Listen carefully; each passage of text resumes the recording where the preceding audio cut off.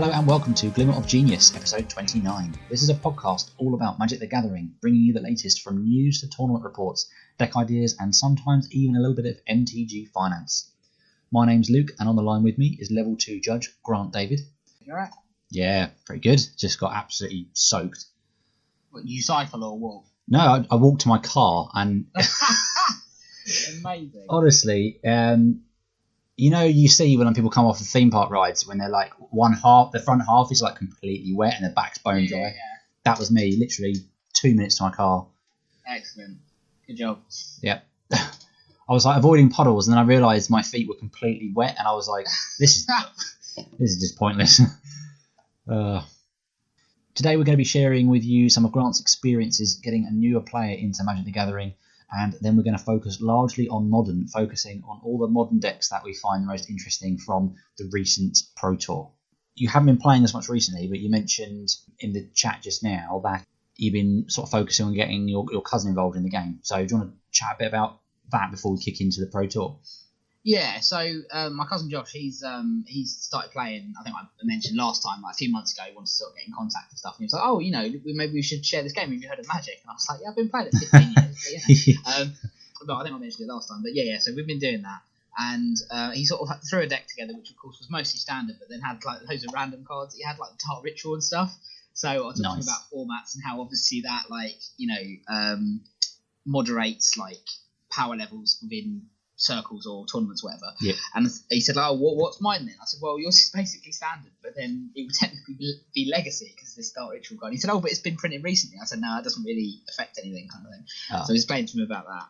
And because I don't think really standard's a good thing for him to do, because he doesn't really get to play that much. I think the other friend he got into playing with, he doesn't really see that often. So really he's only been playing against me sort of once a week. Yeah. So I sort of suggested, look, you know, Modern's probably the way to go, because, you know, you can spend a little bit of money, get involved with that, and then you maybe come down to the shop or, you know, wherever his local shop is to play that kind of thing. Yeah. Which was sort of like a good idea. So he threw together a Modern deck, and it was remember the Thing in the Ice yes. from was it Shadows over Innistrad it was in? Yeah. Yeah, I remember that. Basically, you saw that card and really liked it. So he's kind of built like a red-blue thing around that, and he found like perfect style. This is exactly the kind of thing I would have done. He saw this Thing in the Ice and was like, obviously fill it with loads of spells, and then did like a gatherer search, because apparently he's been spending like all of his free time basically just like researching this, but I feel really bad because he hasn't really had anyone to play against, kind of thing, apart from me. Yeah. So he did like a search on Gatherer and found the card. Is it like, I think it's like Transfer Fate? It's a really ridiculous card from like Shadowmoor or something. Right. But it's 1 and then hybrid blue-black, and it's just take all counters from the permanent and put it on another permanent. And obviously that is Shadowmoor Lord. Yeah, I remember that. Yeah. And obviously that was most of the -1/-1 counters or whatever. But of course you do it in Thing in the Ice, it instantly flips, which is fun. So he's playing that, which is really cool. Just an interesting Modern deck that I think could, you know, it can surprise you. Like, it's beaten me and my sort of Modern decks a few times, kind of thing. Yeah. And he was playing against me and had a few games. And I was winning sort of, you know, the majority of them because I was playing, you know, sort of real Modern decks and stuff. But it was basically, he felt like a bit bad initially because, oh, you know, I'm doing really rubbish kind of thing. I was like, no, you've built this deck based on like what you've seen online, and like he's obviously like running Romans and stuff. And I was explaining to him like stuff like Logic Knot, for instance, as a counter spell. That's really good, but only in a deck that puts lots of cards in the graveyard. So I said, look, you haven't got fetch lands, and fair enough, you don't want to use fetch lands because they're expensive and stuff. Yeah. But also it runs what's the cantrip card that mills too? Thought Scour? Thought Scour. So I said, like, it has that, and because he knows Grixis Shadows, I think he was playing against Fran the other day. And I said, look, you know, I get obviously you're researching stuff, but don't go, oh, I need this card because it's in these decks, because I've already said to him, like, disregard kind of land base until you know you actually want to get properly into it. Yeah. And I said, don't be afraid of going your own sort of way with what you think fits with it.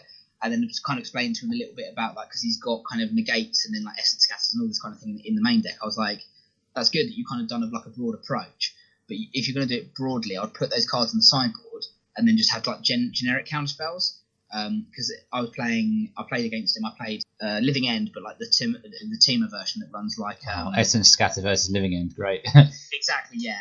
And then I played Smallpox. So again, completely different. Are you trying to hurt him? I just grabbed one. yeah, so I grabbed those and I said to him, look, obviously some spells are really good and some weren't because of the situation kind of thing. So I said, like, just go sort of middle of the field, just have like generic counter spells, even if you have to use stuff like dissolves from Theros, which are fine, I guess. Yeah. Just trying to explain to him, like, you don't really know really what to put in your deck, or definitely not the sideboard, until you know what you're going to be playing against, or like what the meta is. Yeah. So I think he's got quite a lot to sort of go and think about, but I think he knows that it's not his deck that's being terrible. It's just that you need to sort of understand like the kind of environment that formats like work in, if that makes sense. Yeah, definitely. I think he's understood the concept. He's come away with some really good ideas. I'm really sort of proud of him for going. This crazy card out of like Shadowmoor. It's exactly what I would have done, kind of thing. I'm impressed you've encouraged him to go with modern as a starting point, because I can imagine a lot of people just their minds will get blown.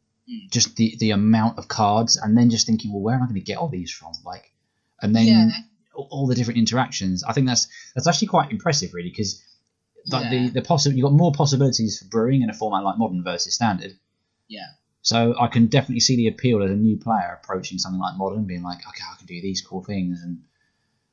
But I think in retrospect, I would have probably got it if I had a choice. Would have probably got into modern before I got into standard, just for like money wise and stuff. Yeah. But I think because he used so much spare time researching stuff, I think modern's fine. So although it seems a bit intimidating, I think it's a lot less frustrating, because once you've kind of got it, you've got it. While with standard, you'd be like, oh, I know the field, and then it will just like change, and then you're like, oh, okay, kind of thing.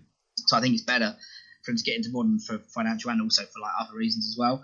And like I said, I think he started off like with his own kind of idea, which is not too expensive. And I think if he sticks at it and starts playing like properly, like on a Monday maybe or whatever, then I think it'll sort of fall into place, and he'll know kind of what he's working with, if that makes sense. So yeah, I think it's a good starting point.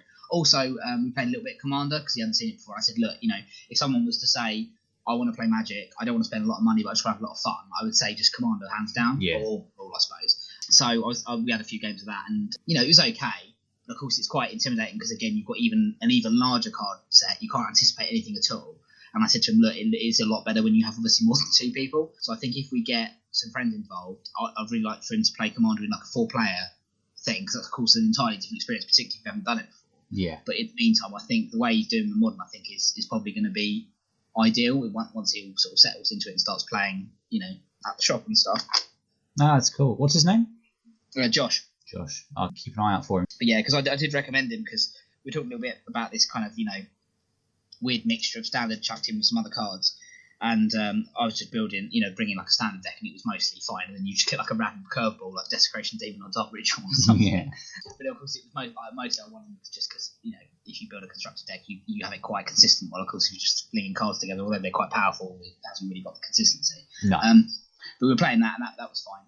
And I was talking to him about modern, and I was saying that I've got lists, which I've talked about before actually. I've got budget lists for modern. You can get into like a mono green modern deck that will do okay for like 10, 20 quid. But I'm kind of glad that he's done his own thing and gone like, I want to build around this card, and done all this searching and get all these really obscure cards. And I think it's come together quite nicely for him, really, to be honest. No, it's decent. I think like you say with the Commander thing, like moving on to that as well. Like if he's sticking with it, it sounds like the key thing as well, just having the like-minded people to play against. That's probably going to be the biggest challenge. Like he needs to play against people that aren't just necessarily going to be bringing the best decks in modern necessarily. But then if he's not that fast, because he played against Fran, like I said, playing Grip to Shadow, and although of course that is a competitive deck and Fran knows what he's doing, he was being really good with because Josh is really good at asking questions and stuff. Fran was being really good with it, obviously like telling him why to do certain things. Good. Obviously I'm doing the same. So yeah, it's about finding the right people to play against and maybe have a conversation with afterwards. But I think he's very good at that, having a conversation with people afterwards, which is nice, even if he does lose terribly. Yeah.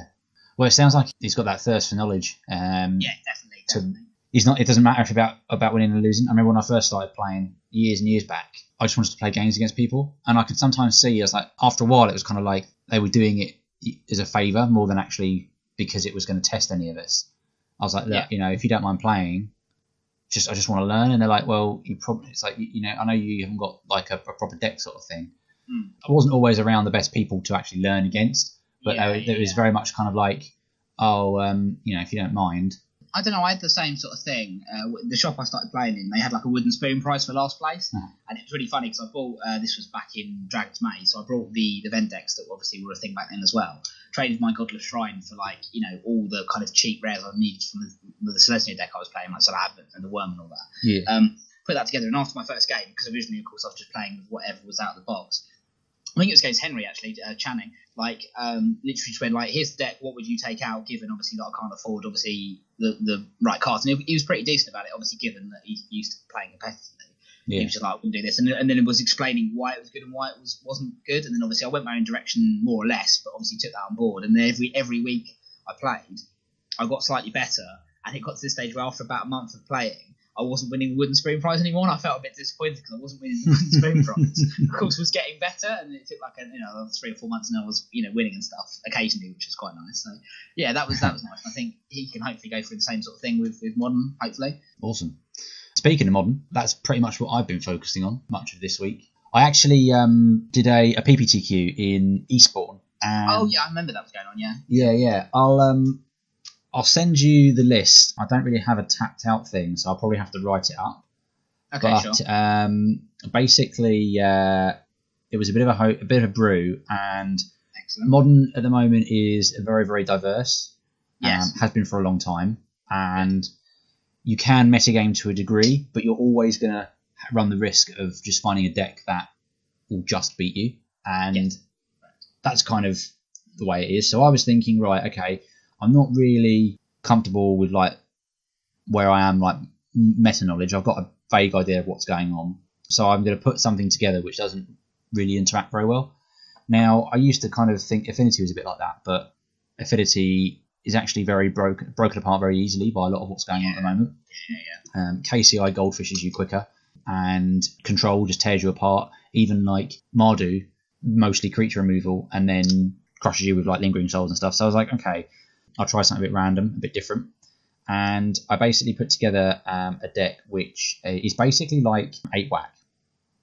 Okay. And it uses kind of a lot of cards from Affinity to power out ridiculous turns. And it can Goldfish on turn 2. Okay.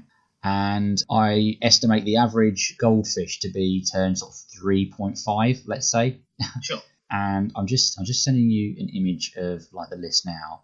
But yeah, I'll put a list in the show notes as well. It only runs 16 lands, 4 Darksteel Citadel, 4 of the red-white fast land, a couple of fetches for red-white, a couple of Ramunap Ruins, 3 mountains, and Sacred Foundry.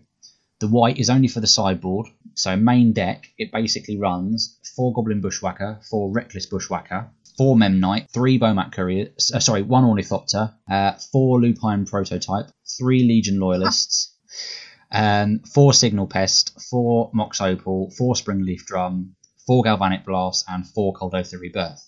Now, this version of the list, I will say, I wasn't playing the Lupine Prototypes, so the Lupine Prototypes, they're what I'm going to be testing out online. They are the best thing about this deck. How dare you not play them?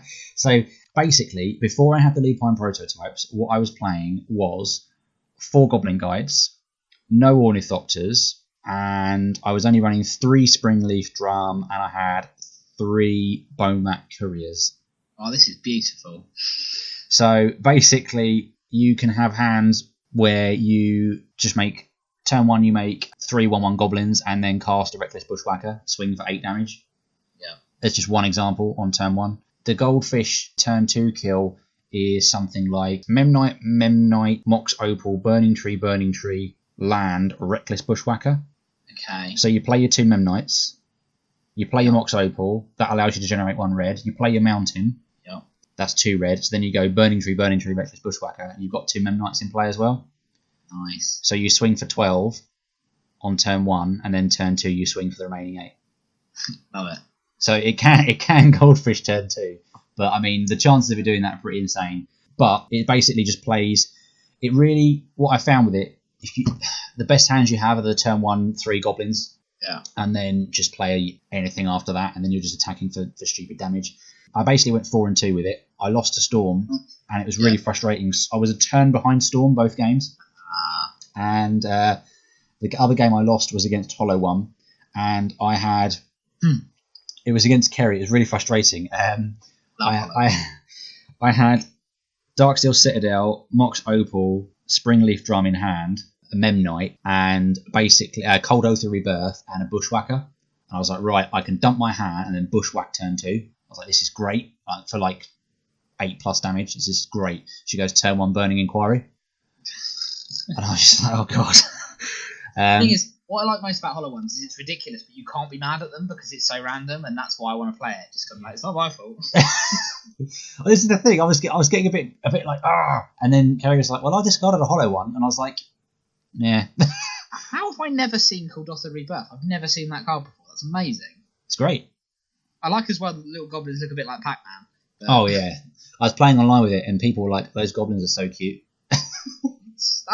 Yeah, I really like this. Like, I kind of as well. Obviously, everything dies to kind of like some kind of board wipey.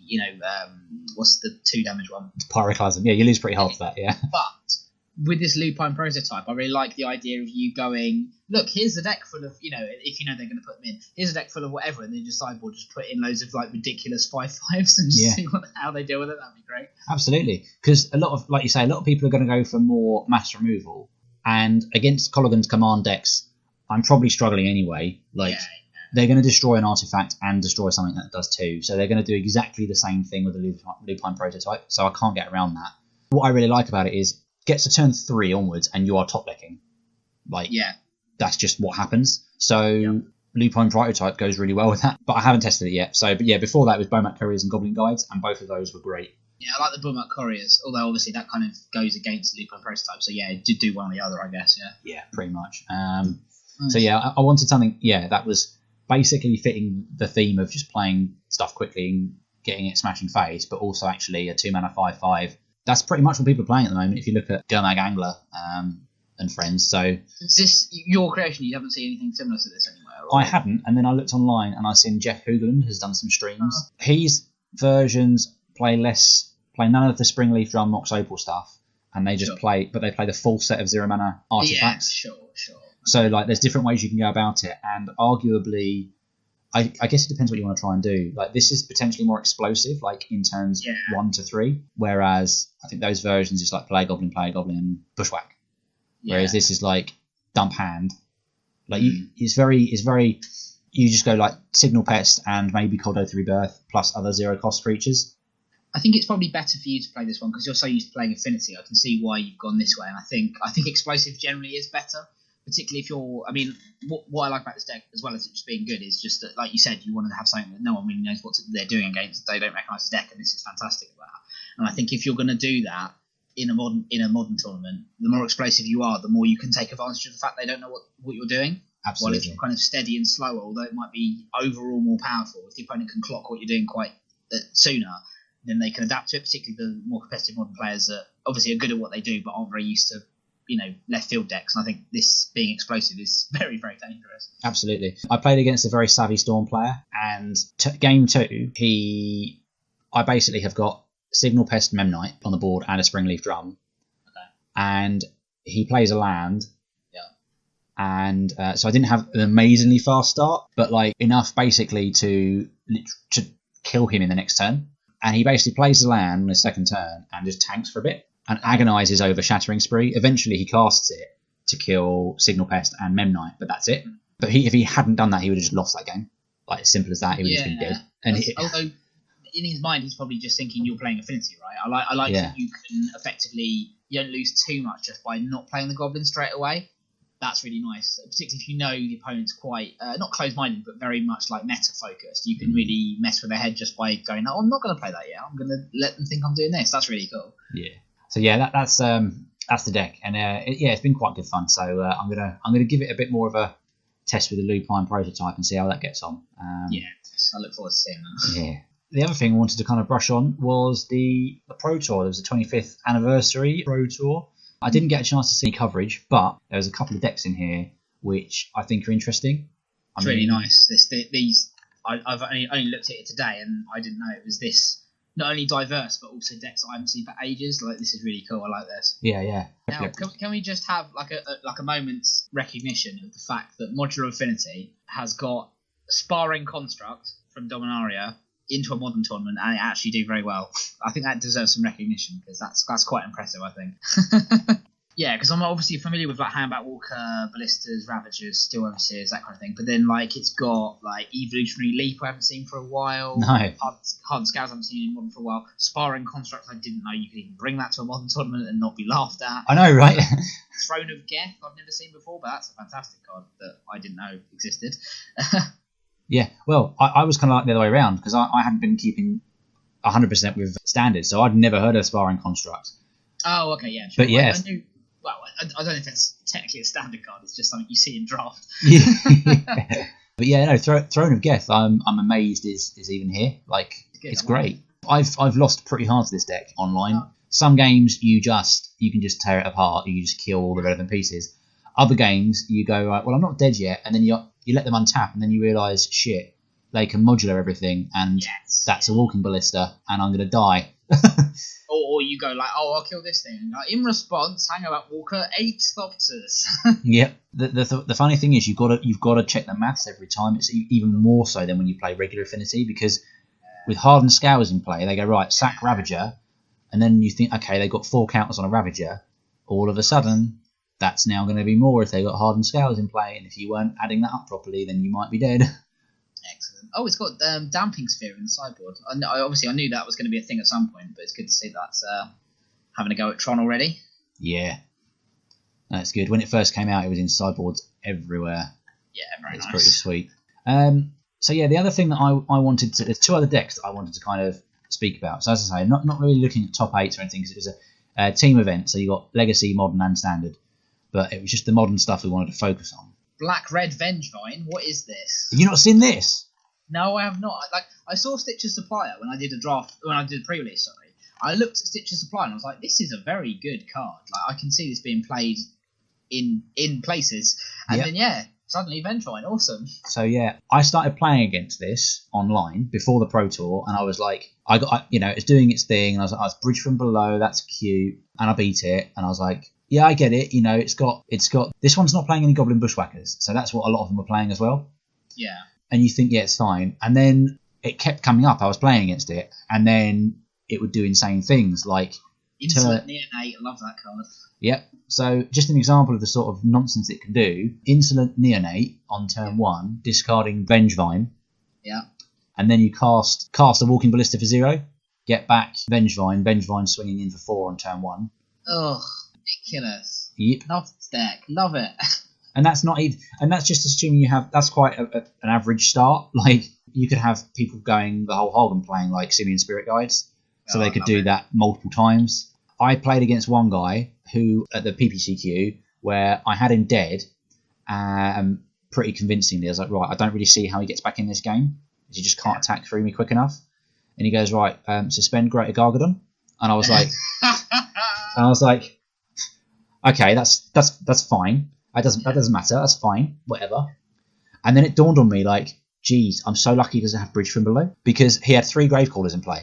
So imagine that with a Greater Gargadon. He had like 4 or 5 mana open, 3 Gravecrawlers. Imagine he had Bridge from Below, and he goes, sack a Gravecrawler to Greater Gargadon, recast Gravecrawler, sack a Gravecrawler to Greater Gargadon. He made 2 zombie tokens there.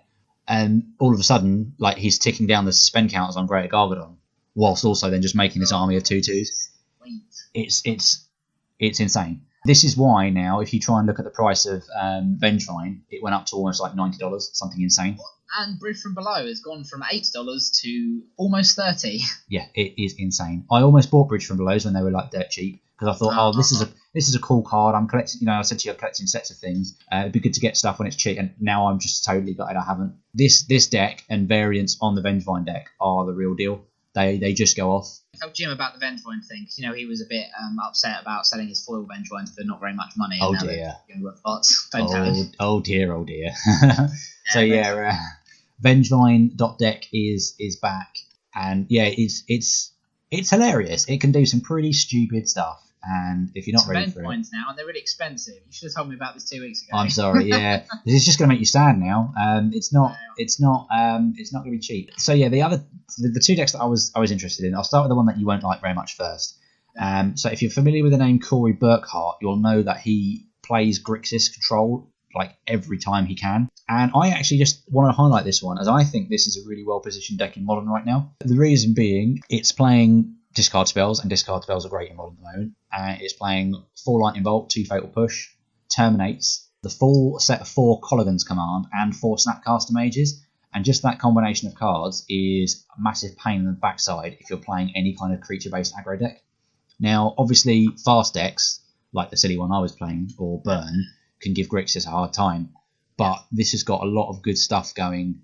So yeah, I'll link these lists of Modern decks if you want to have a look at it in more detail. But it's playing all the removal spells, Tassigers, Collective Brutality. And I think Collective Brutality in the main and sideboard is the way to try and combat Burn against this, using this strategy. I just think this is a really good deck. I don't know how well he ended up doing, but I've tried, as I said, I tried Blue-White Control recently, and Blue-White Control is good. I think this beats those control decks. Does a lot against a lot of the decks in the meta.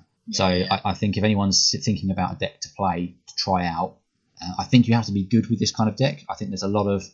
It's a bit like Grixis Death Shadow. I've seen, watching Fran play it, and he's got to really think about every mana he's spending every turn.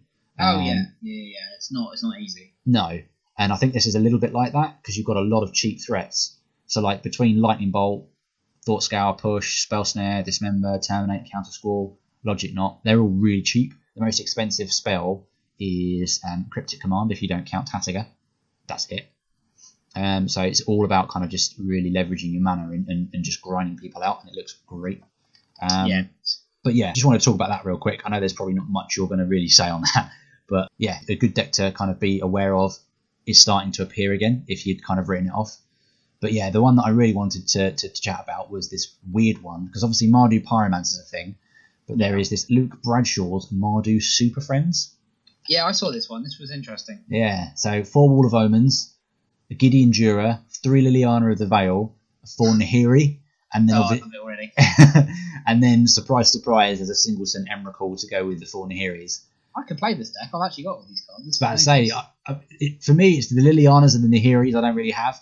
I could probably source an Emrakul. I'm not buying 3 Lilies just to play this. I lost my Emrakul. I had an RPTQ Emrakul I got because I needed one off loads of the Restore Balance decks I was playing at the time. I lost it. It was like under some piles of things I found about a few months later. So I had to buy like a really cheap, battered like promo Emrakul off of Simon for like a modern thing I was playing in.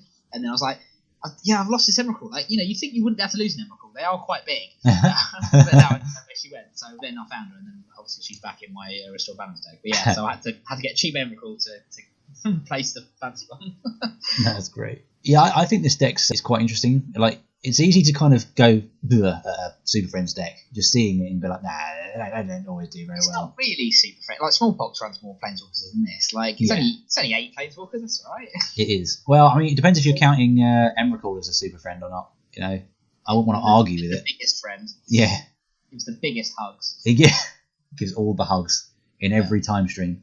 And what I really respect about this deck is the excellent use of Lingering Souls, because like that keeps your Planeswalkers alive exceptionally well.